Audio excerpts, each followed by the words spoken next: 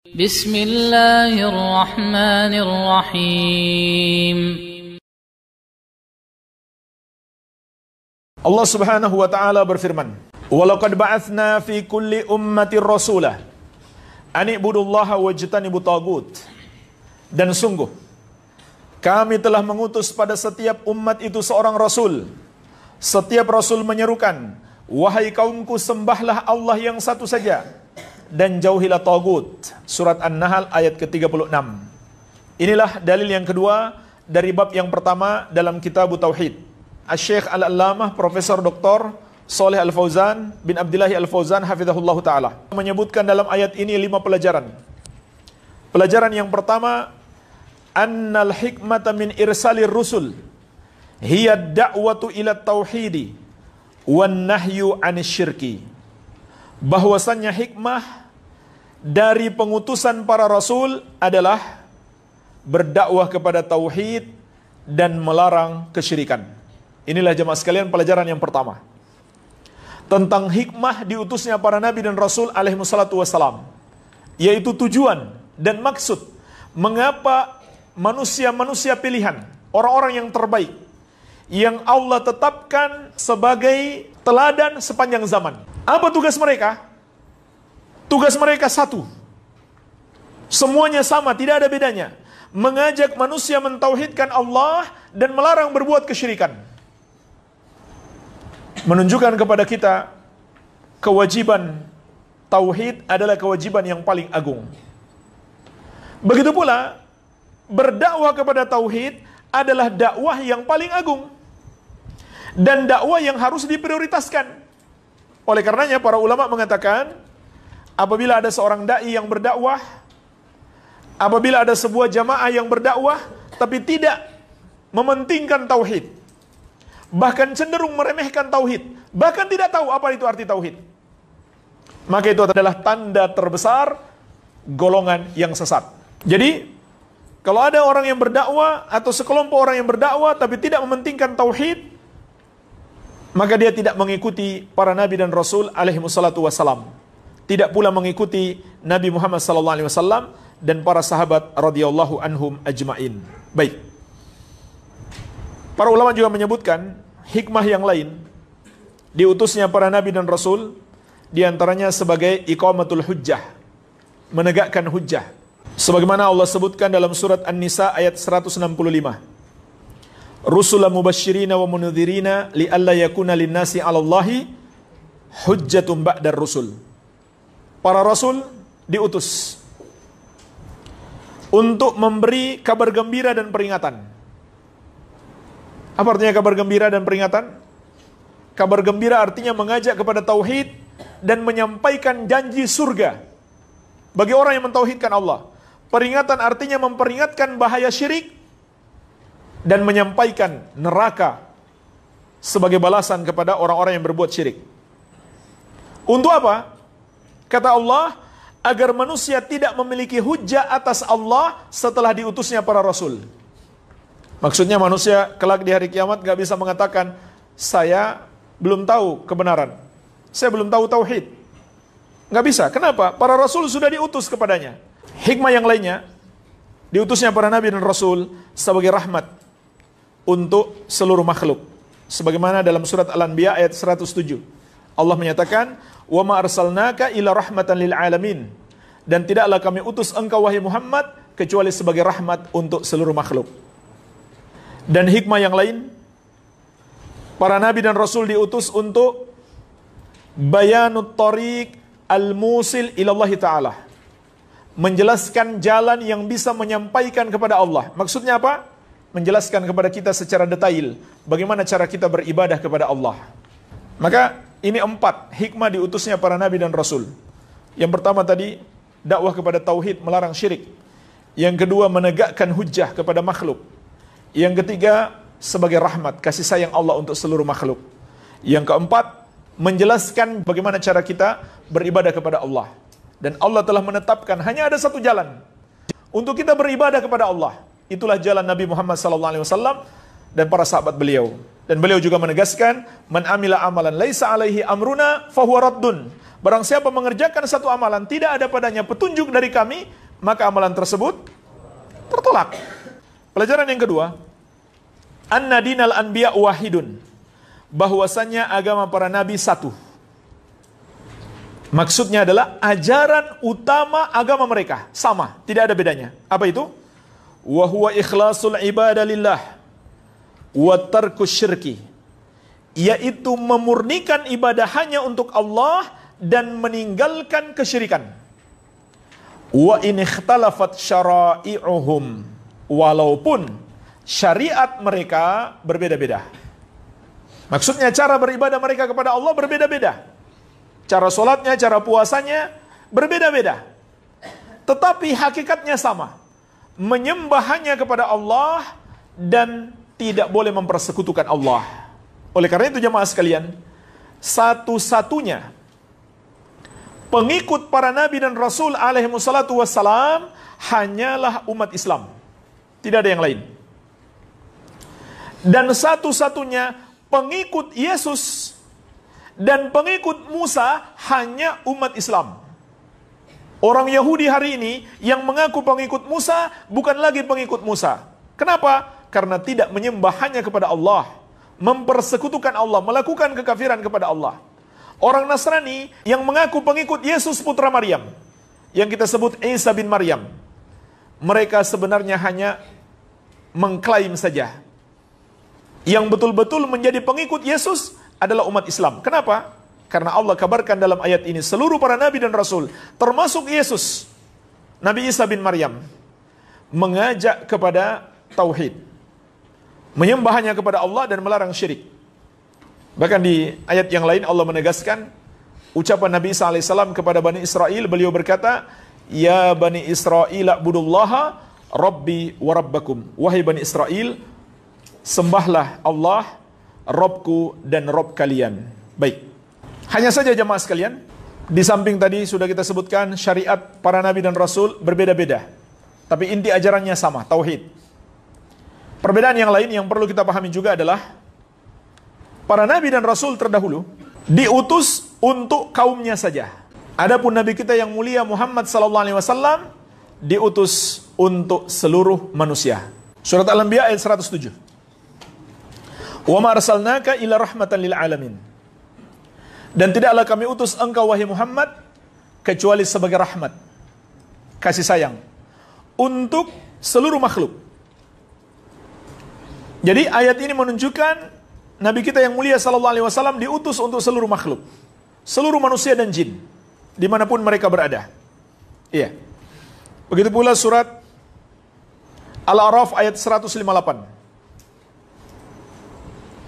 Qul ya ayuhan nas, inni rasulullah ilaikum jami'an.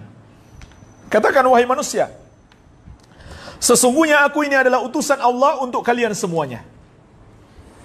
Jadi kalau seandainya masih tersisa umat terdahulu yang mentauhidkan Allah dan beriman kepada nabinya,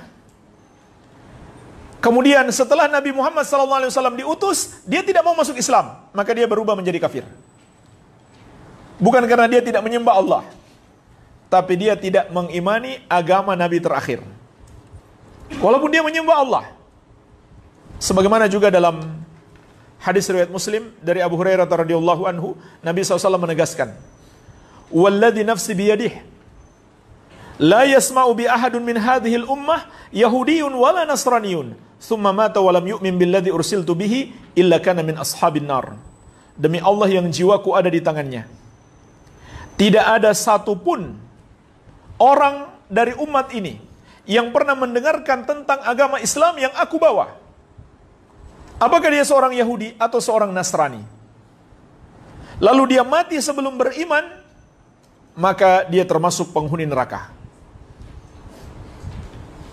Maka ketika Nabi SAW diutus, tidak ada lagi agama selain agama beliau yang Allah terima.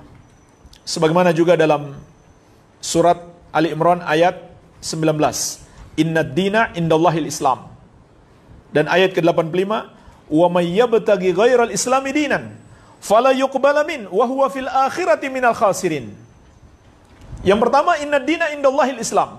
Sesungguhnya agama yang diridhoi di sisi Allah hanyalah Islam. Yang kedua kata Allah, wa may yabtaghi ghairal islami dinan fala yuqbala min wa huwa fil akhirati minal khasirin. Barang siapa mencari selain Islam sebagai agama baginya, maka tidak akan diterima daripadanya dan dia di akhirat kelak termasuk orang-orang yang merugi. Jadi nggak ada lagi yang bisa mengklaim saya pengikut Yesus sejati. Saya menyembah Allah, saya tidak menyembah Yesus. Tetap saja dia kafir. Apalagi kalau dia menyembah Yesus. Yesus sendiri mengajak dia menyembah Allah. Baik. Pelajaran yang ketiga. Anna risalata ammat kullal umam. Wa qamatil hujjah ala kullil ibad. Bahwasannya risalah, yaitu kerasulan, mencakup seluruh umat. Artinya seluruh umat yang ada di muka bumi ini sudah pernah diutus kepada mereka rasul. Dan Nabi kita yang mulia Muhammad SAW diutus untuk seluruh umat tanpa terkecuali, dimanapun mereka hidup, di bumi manapun mereka berada. Sejak beliau diutus sampai hari kiamat. Dan hujjah kata beliau sudah tegak atas seluruh hamba. Ini maksudnya secara global, secara umum. Pelajaran yang keempat, idzamu sya'ni tauhid wa annahu wajibun ala jami'il umam. Agungnya urusan tauhid ini dan bahwasanya tauhid wajib atas seluruh umat. Hadis ini menunjukkan keagungan tauhid karena Allah wajibkan untuk seluruh umat dan dibawa oleh para manusia terbaik, para nabi dan rasul alaihi wassalatu wassalam. Iya, nah jemaah sekalian, yang punya perhatian kepada tauhid hanya Ahlus Sunnah wal Jamaah, tidak ada yang lain. Semua golongan-golongan selain Ahlus Sunnah tidak punya perhatian yang semestinya kepada tauhid. Kalaupun ada yang perhatian kepada tauhid, itu hanya sifatnya global, tidak merinci. Ahlus Sunnah merinci, berbicara tentang tauhid, berbicara tentang syirik, dirinci sampai ke akar-akarnya. Di antaranya dalam kitab ini. Kitab ini termasuk kitab yang sangat rinci membahas tentang permasalahan tauhid. Pelajaran yang kelima, fil ayati ma fi la ilaha illallah minan nafyi wal itsbat.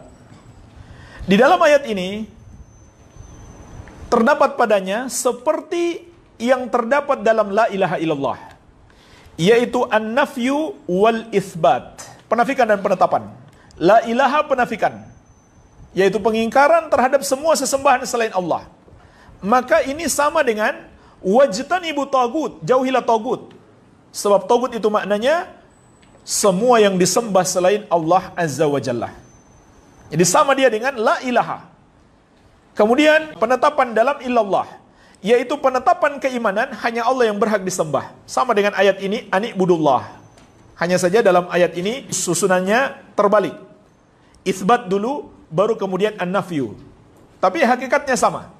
Ani'budullah, sembahlah Allah. Itu adalah al-itsbat, penetapan. Sama dengan illallah. Wajtanibu tagut, dan jauhilah tagut. Sama dengan la ilaha, penafikan. Semua sesembahan selain Allah Azza wa Jalla. Kemudian kata Syekh, fadallat ala annahu la yastaqimu tauhid illa bihima jami'an. Maka ayat ini menunjukkan bahwa tauhid itu tidak akan lurus, tidak akan tegak kecuali dengan kedua-duanya secara bersamaan. Wa anna nafyal mahdha laisa bitauhidin. Dan bahwasannya penafikan saja itu bukan tauhid. Dia mengatakan la ilaha, sampai di situ saja. Artinya dia nggak percaya ada sesembahan sama sekali. Itulah orang komunis, ateis.